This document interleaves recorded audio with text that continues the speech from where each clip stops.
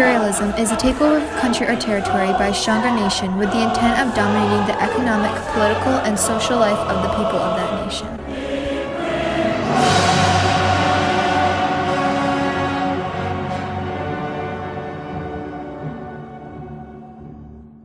A metropole is the main mother country, or the imperial power. It controls the rest of the colonized lands, which are peripheries.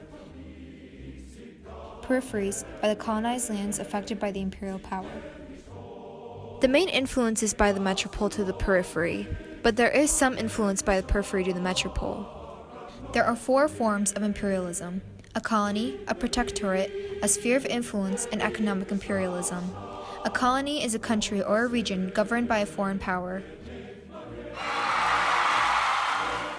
A protectorate is a country with its own government that is under the control of an outside power.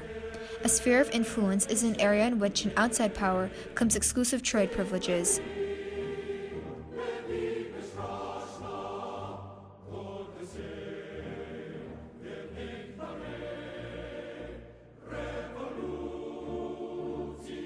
Economic imperialism is independent, but less developed nations controlled by private business interests rather than another government. The trip from my home in the Netherlands to Indonesia took about 4 months. By the end of the trip, most looked at the ocean with disgust, myself included.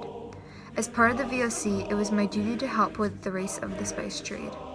The resounding cry of land causes me to break from my thoughts.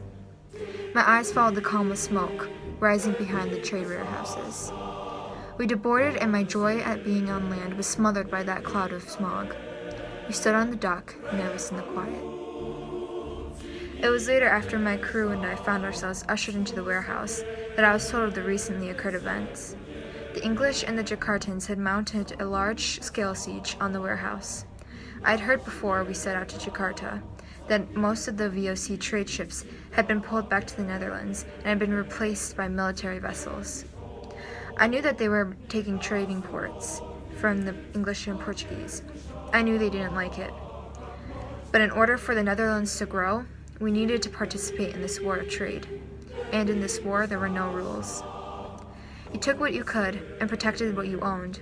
The siege was out of anger, in an attempt to reclaim a bit of what they thought was theirs. My job was not violent. I usually remained in Jakarta, choosing to send people back with profits and spices. I collected. The spice ends is what they called this group of land around me, which in resources my people had never seen before, but they wanted it desperately. You see, the more time I spent in Jakarta, the more I thought of it as home. I knew the people were not ecstatic to have their land taken, but the mother country needed the wealth and the power that came with the monopoly on the spice trade. I knew this, but then why did I feel so awful when I looked upon the town just beyond the warehouse?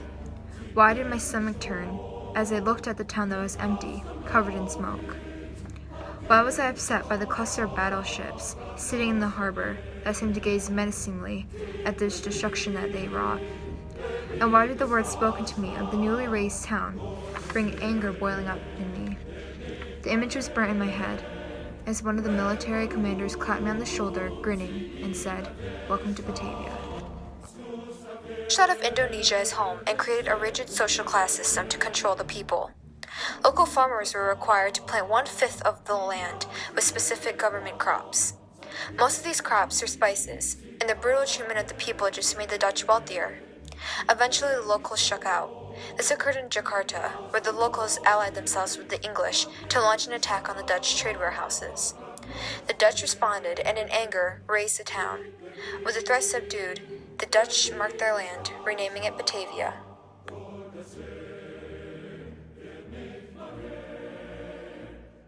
I would have to say that before the region was imperialized, the lifestyle I have lived is much preferred than the one I live today. Women's rights was appreciated and they were equal with men's. Women would decide the number of children they wanted and if they wanted to divorce with their husband. In terms of government system, women also had the privilege of becoming a dadu, which is the ruler over government system. The government system overall was meant to serve its people. The Dadu was expected to pay respect to their people by doing what he was supposed to do, while we did the same by following the law and his orders. If Dadu wasn't fulfilling his expectation, he could potentially be lifted from power. Okay, so after the Spanish took over at 1580, our country was modernized. It's not in a not good way. The economy grows significantly, but not for the benefit of natives. The Spanish built roads, railways, and even harbors to facilitate their own transportation and therefore communication. A whole bunch of people have been arriving here on ships and work on the plantations. Word on the street is that they are going to turn a bunch of fields, forests, and open area into farms. All of this isn't really benefiting us. It's almost for them. They take all of the resources that they don't have back to spend. That doesn't leave us with much, just basic food and water.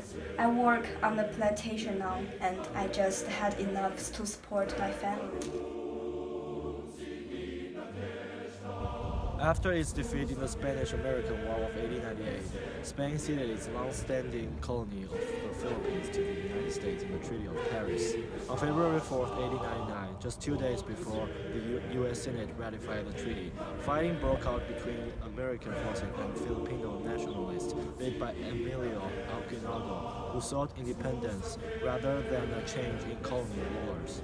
The ensuing Philippine-American War lasted 3 years and resulted in the death of over 4,200 Americans and over 20,000 Filipino combatants. As many as 200,000 Filipino civilians died from violence, famine, and disease. The decision by U.S. policymakers to annex the Philippines was not without domestic contours. They said we were sent by Napoleon III himself. I, of course, had never seen him in person, but our orders were clear.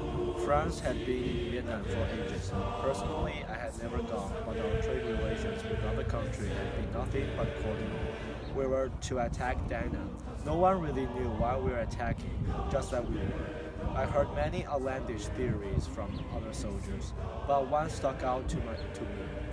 A higher-ranking officer claimed the Vietnamese had killed 7 of the missionaries France had sent to Christianize Vietnam, and they were still persecuting more, protecting our people. That was the reason I would be fighting. But that was a good and fair reason, or at least I told myself that over and over. When we arrived, we attacked the port, a total of 14 gunships, 3,000 men, and 300 Filipino troops with us. The sound was deafening, but you never really hear it over the pounding of blood in your ears and the adrenaline pumping through your veins. The cannons spewed projectiles, their collision that sent tremors ricocheting through my feet and up to my skull. We won, of course, taking the port and the city lying beyond, but we did not stop there. We continued to capture Sagan. 4 years later, to America. After years of fighting, I returned to France and eventually saw the After taking Vietnam, the French didn't stop. They began attacking and conquering surrounding land. Laos was taken by the French in 1893, and with the French occupying Laos, there was 4 times as much land growing rice than before.